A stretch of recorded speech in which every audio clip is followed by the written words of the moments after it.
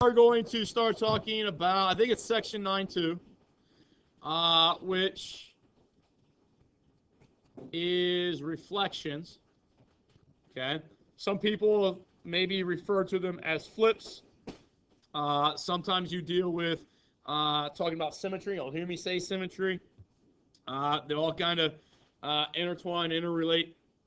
But we're talking about how we can reflect a pre-image and then recognize the relationship between the pre-image and the image. Okay. We're going to deal solely today on looking at one point.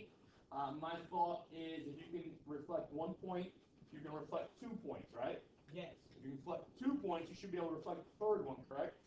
If you can do that, you have now effectively flipped a, or reflected a triangle.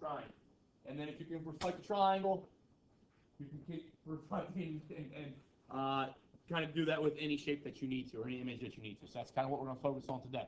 There's a lot of direct links between what we do today and then a major concept that you talk about in algebra in regards to what we call inverses in algebra. So this is a very, very useful geometric understanding, geometric concepts that you can draw links between this year, next year, and the following year.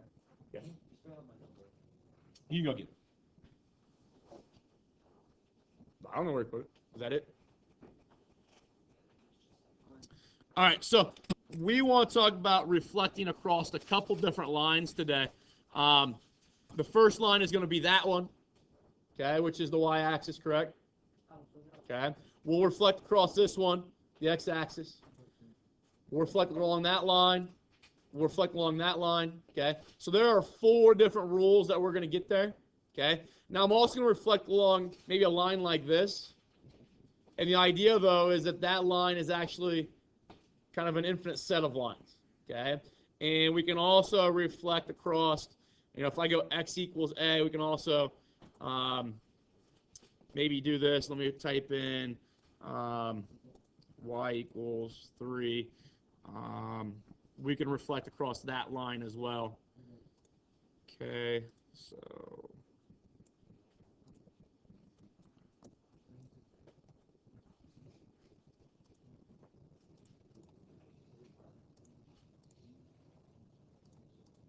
all right, so we're going to reflect across a line like that, and there's going to be an infinite number of lines that are like that, okay? So I can reflect across that one, I can reflect across that one, but however I reflect across that one is going to be the same how I reflect across that one. So the logic is, well, then why don't we learn how to reflect across that one, and then every one that is horizontal, every line that is horizontal, you reflect and follow the same kind of approach. Does that make sense? Yeah. Okay, so let's first deal with the y-axis. Do a reflection across the y-axis. So throw on the y-axis there. When we do reflections, you guys have done this concept earlier in, I don't know what grade it would have been. I don't even know what class you would have done this in. I think I did this in a math class, but you might also do this in an art class. Take a piece of paper, okay? You're going to divide that paper in half. And then over here, you're going to draw a picture. Oh, yeah, when we cut it out, Okay. Then you took like a piece of plexiglass and set it vertically. Yeah, and it like reflects it. Oh, right. So you looked, you placed your head over here, okay, and you're looking at it from this side, but your pencil was over here, right? Yeah. And you would be able to start tracing, because the image gets reflected over here, and you start tracing over here in red, and the image that you get should be an exact copy of this blue one, right? The reason that works is because when we do reflections, distance is preserved. Distance is safe.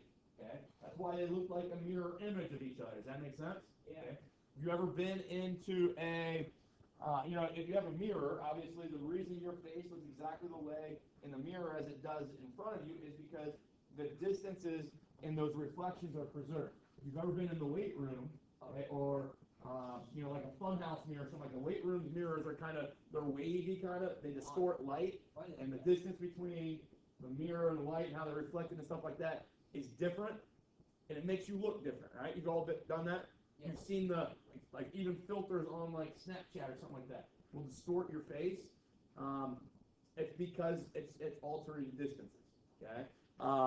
In regards to reflection. So we don't want those distances to be altered. We want them to be the same in reflections to get a true reflection. So if I'm going to reflect across this dotted line here, I want that distance right there to be mimicked over here. Does that make sense? Okay. And I just to 4-4 is kind of a boring point. Let's do 6-4. Okay. So I want that distance of how far? 6. I want that distance to be saved or preserved over here. So that needs to be 6. Well, it's a distance, so I don't want to make it negative. Okay? But if I start at this line right here, and I want to go this direction, 6 units, what would that ordered pair right there be?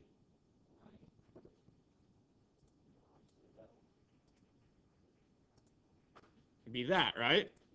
Now, is that a pure opposite? If this is A, comma B, this red one is still an A and a B, right? But what happened to A? It's negative. Okay? Is that the same? It's not what you're telling me. Okay? You told me a distance to be negative. We don't want that distance to be negative. Now, the direction to get to that point would be negative. Okay? As I move A, does that rule stay consistent? Yes. Yes. Okay? No matter what this ordered pair is here, this one is the opposite of the x value, comma, the same y value. Okay? So that becomes our first rule for reflections. So we need to write this down. We're going to say that we use a capital R for reflection. Okay? Now, right here, we're going to write a subscript, and it's always going to be an equation of a line. Okay? And it's going to be the equation of a line that you're reflecting across. So the equation of this line is x equals 0. That's the equation of any vertical line. Any vertical line, the equation is x equals then the number on the axes that line goes through. So, for instance, that one would be x equals 2. Does that make sense? That would be like x equals 3 there. X equals 4. This one's going through 0. So x equals 0. Okay. Then we put an arbitrary ordered pair, a comma b, and that means a can be any integer it wants to. A can be any real number it wants to. Let's not restrict ourselves to integers. B can be any real number it wants to be. Okay. So that's what we start with. This is all the stuff from. That is from your pre-image. That is going to map to then the opposite A, comma B. The opposite A, comma B. And that, maybe I should write that in red. Opposite A, comma B. That then is your image, which we know right now is our A prime. So that's a rule that we need to recognize or we need to understand. Okay. Now they might write it differently every once in a while. I prefer this format because that's a lot easier to write right there. But they might say R for reflection, write y-axis here, and then A comma B, then provides opposite A comma B. Is that doable? Yeah. So what that means to us, if we can do that with 1 point, then logically we should be able to say, okay, if we can do it with 1 point, we take that shape right there with those ordered pairs. Can I take those ordered pairs? Okay. B is going to go to B prime. So let's apply our rule, which said x equals 0, A comma B. It made it negative A comma B. So B prime is going to go to what? If this is your A comma B, negative 2, 2. A prime is going to go, we've already got it, it's negative 6, 4, right? And then C prime is going to go to negative 6, 8. So when I ask this thing to reflect that shape along that line, do we get those ordered pairs? Is B prime negative 2, 2? Is some stuff overlapping here? Is C prime negative 6, 8? And is A prime that negative 6, 4? Does that make sense to everyone? Okay. That understanding, that logic is going to allow us eventually to say, okay, what if we don't reflect across the y-axis anymore? We want to reflect across that line, or maybe that line. Okay.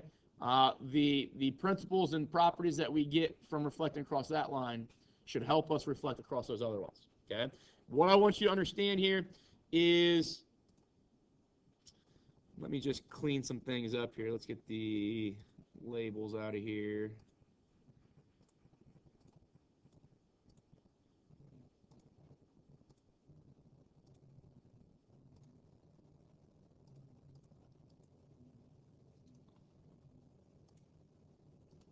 Well, maybe I won't. There we go.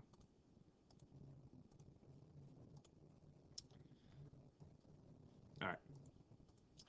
If I look at the segment that goes from C to C prime, okay, or from A to A prime, or B to B prime, and this is regardless of where A, B, and C are, so maybe looking at that set of triangles, whatever, it doesn't matter. What does it look like? I'll just highlight one of these lines. What does it look like that red dotted line does to that blue line? Cuts it in half, and what else?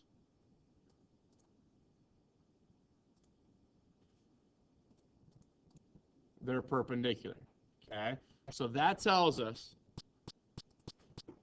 and this is a huge relationship that exists, and it's the reason why I use the word distance is saved or distance is preserved, is because the distance from C to the red line, we want to measure that with a perpendicular line, right? Yeah. Okay, and then when we go from the red line to C prime, those two distances have to be the same, and the reason they're the same is because that red line is the perpendicular bisector, always, of the line that connects your image to your pre-image, or the segment that connects your image to your pre-image. C and C prime are my image and pre-image, right? Yeah. Okay. The line of reflection is always the perpendicular bisector of that segment. Okay. And that's true no matter where this line of reflection is. Okay. If I look at, let's put some points on here. Put a point there. Let's use that there. If I look at that angle, that's a right angle. If I look at C prime to there, and then from there to there, 8.41, right? And that's maintained, those relationships are maintained. The distances are the same, right angle, so it's a perpendicular bisector of that blue segment. Does that make sense to everybody? Yeah. Okay. And that logic allows us to do a lot of the other relationships that we deal with in regards to reflections. Okay. So I want to now take that point 6, 4, and instead of reflecting across that line, let's reflect across that line. Where do you think that's going to go? Yeah, it's going to go down. So that distance right there is what? 4. 4. So what is this distance going to be here? 4. 4. Okay. And then we're going to make the ordered pair. The y value is going to become negative to tell us a direction, correct? So I'm going to reflect across that line. There we're seeing the ordered pair. 6, 4 went to 6, negative 4. Now let's talk about how that looks for, because we can say, well, that's the rule then, but that's only the rule for that point, right? Okay, so you might see, well, if this is A comma B, this becomes A comma negative B, right? But that could be just a coincidence that works for just that point, but doesn't work for all the other ones. But as I start moving this point around, do we see it that exists for that point? A, B, and then A opposite B. Let's make this one red again. Is it true for that point there? Is it true for that one? Is it true for all these in between? And that's not an accurate proof, but it's enough to show us that's probably a consistent rule. And even if my A comma B, so let's say that is A comma B, is this still A comma opposite B? Yeah. Okay. Because the opposite of a negative is a positive. Okay. So when we say A comma B and I don't put signs on there, the A could still be a negative. The B could be negative as well. All right. Does that make sense? So what's a rule here? Well, we're going to have a reflection across the x-axis of A comma B. That's going to then yield A comma negative B. Okay? Instead of writing x-axis, you might write that, y equals 0. That is the same thing. That's the equation of the x-axis. Okay? For any questions so far? It's pretty straightforward. My suggestion, I'm going to give you these rules, and by all means, if you want to memorize them, memorize them. But when we get them all together, and even after we start talking about rotations and dilations, we get more rules. If you are a person that focuses just on learning the rules and memorizing the rules, you're going to make mistakes. Because there might be 12 different rules, and they all use very similar notation. And really the only difference is a couple subscripts and a couple plus or minus signs in places. Now you're going to make a mistake. Okay?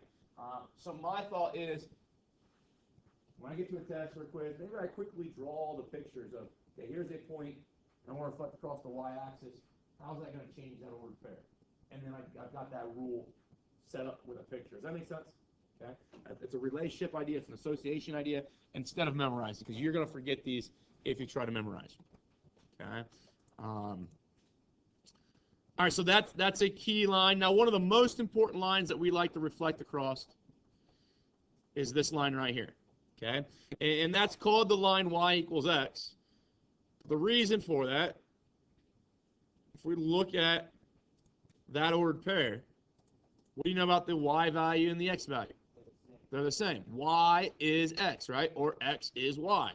And that's the same anywhere on that line, right? Does that make sense to everybody? Okay. Should be one of the first kind of lines you graphed in algebra. Okay. Well, if I want to reflect across it, let's say that I want to take this point 5, 1 and reflect across there. We need to understand that that point 5, 1 is going to be on the line that is perpendicular to our line of reflection. Does that make sense? So it can only be on that black line. And it has to be the same distance away from the red line. So whatever that distance right there is, that has to be mimicked over here. So what do you think the ordered pair of A prime is going to be? 1, 5. Okay, so let's put that reflection here. Let's go. And we do see that it goes to 1, 5. Okay, now I don't want this whole line. I'm just going to put a segment in here. And we'll hide that line. Okay, but that's telling you that this distance here from A to the red line and from the red line to A prime, that is the same distance. Okay, and they're perpendicular. Now is that, so you're seeing here, if this is A comma B, what did this become? B comma A, right? Does that make sense to everybody? Okay. Is that rule the same everywhere? If it's 5, 3, it became 3, 5, right? If it's 6, 4, it comes 4, 6. If it's 4, negative 1, it became negative 1, 4, right? That makes sense to everybody? Okay. So the rule here then for reflecting across the line y equals x, reflection, line y equals x of A comma B, that is going to give us, clean some stuff up here, it's going to give us B comma A. And again, A and B are just any real numbers. They can come from anything off the coordinate plane. They can be positive, they can be negative, they can be irrational, okay? They can be fractions, whatever. Doable? Okay. That is actually one of the most useful reflections because of what we know with square roots and things like them. Okay, that's part of the parabola x squared, right? Okay. But we know that if I take a number and square it, and then take the square root of that number, I get back to what I started with, right? So take a number, take 3, square it, what do you get? 9. Now take 9 and square root it, what do you get back to? 3. Okay? That logic, those are called inverses because they undo each other. Does that make sense? We've talked about this before in this class. Okay? Those two graphs, that red graph is x squared, when x is greater than 0. And the blue one is the square root of x. Okay? Again, when x is greater than or equal to 0. But when I look at those two things, do they look like they're reflections across the line y equals x? Yes. Yes. Okay? Meaning then, things that are reflections across the line y equals x are inverse to one another. Meaning that they undo each other. Does that make sense? And that's a concept that we're going to talk about a lot in Algebra 2, pre-calculus, or college algebra, and trigonometry. We talk about all the time. We've already done some stuff, guys, with inverses. What last class we talked about inverses, or last chapter? Yes. So let me clean some stuff up here real quick. If I have the sine, now we have to do this for, and you'll talk about this when you get to a trig class. But if I look at that there, okay, that is the sine function, the sine ratio that we've SOHCAHTOA, opposite of hypotenuse. I've just cut it off. And then I look at the arc sine. Do those two things look like reflections across that line? Yeah, it's because they're inverses, and that's what happens with those things. If I do cosine, okay, now cosine's got to go from 0 to pi. Look at that. And now I do arc cosine. Are those look like reflections across that line? Okay. So the inverses undo each other, and they're reflections across line y equals x. So the geometry that we're learning now is going to be very, very useful to us when we try to, in college algebra, trigonometry, algebra 2, learn why knowing that maroon curve helps us learn everything we need to know about that green one. Okay? So this stuff gets played over again in other courses. You're going to have to retain our reflection rules and our reflection concepts. If I'm going to look at the line y equals x, it probably makes sense to look at that one then as well. That's y equals negative x. Okay? If I look at the reflection there, what's that point? How do they relate? Okay, both become negative and they flip-flop. Okay, so looking there, negative 1, 3 becomes negative 3, 1, correct? So the rule here for reflecting across the line y equals negative x. If I have a comma b, we're going to rewrite that as negative b comma negative a. Okay? They flip-flop and then they both negate. Yes? Just one we take. Yes. Are we looking for something? No. Oh, damn. Okay. So, got questions on this? What time is it tomorrow? 7:25. So what? 7:25. Here's my thought, guys, and this is didn't want to do that. What I feel is problematic, and people try to do this all the time. We have a reflection across the x-axis. We have the reflection across the y-axis. We have a reflection across y equals x, and a reflection across y equals negative x. Of a comma b for all of these.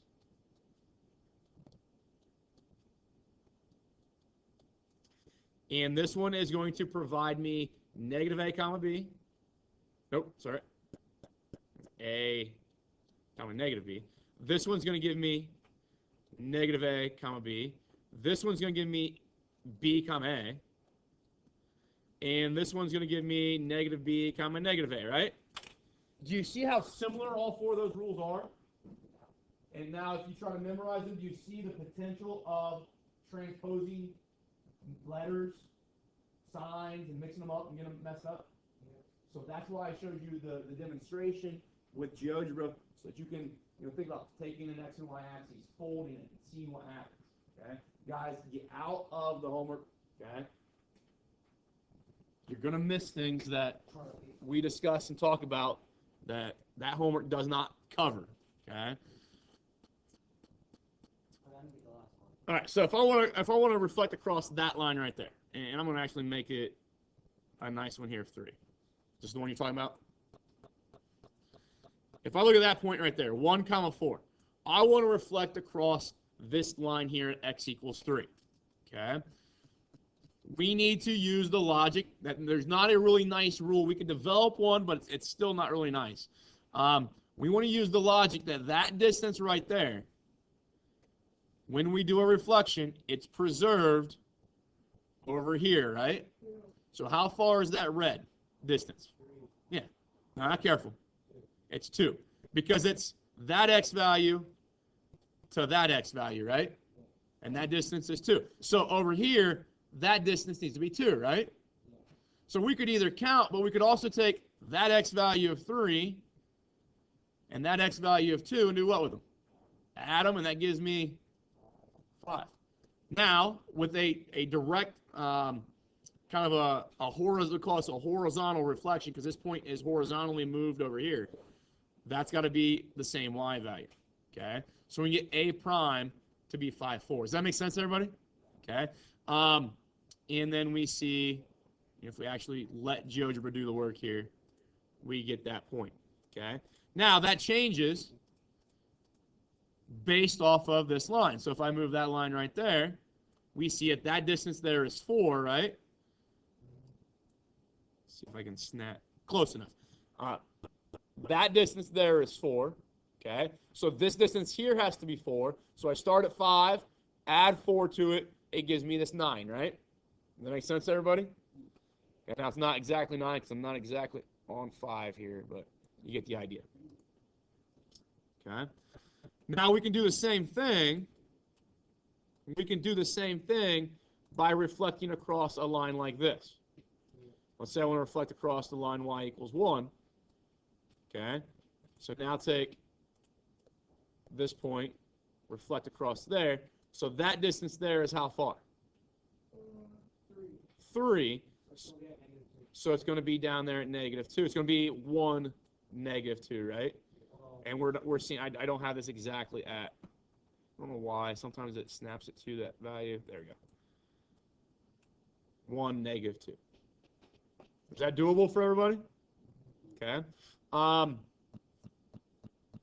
What they like to do every once in a while, and I think one of your questions, you do see this happen on, so let me remove this. Let's get rid of that line. They'll put these in. They'll put all those lines in. Okay? And they say, okay, take this point and first reflect it. Take that point, reflect it across that one. And then take that one and reflect it across that one. And then take a double prime, reflect it across that one. And I'll take a triple prime and reflect it again. Oh. Reflect it again.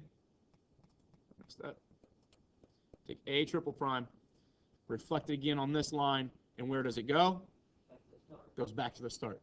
Okay. So they try to get you to kind of recognize relationships like that. I think in the homework there's reflecting across like y equals x, and y equals -x, and then y equals x again, followed by reflecting over y equals -x, and see what you get or get to. Okay. But they like that. Those are called compositions of reflections. They like to kind of piggyback one off to the next. Okay. Going back to, just to show you, start talking about this. Man, that happened faster than I thought it would. We'll talk a little bit more about this tomorrow. There is a homework assignment on Math Excel. I know some of you already got done. Great job. There is or no? Okay, so that is due tomorrow.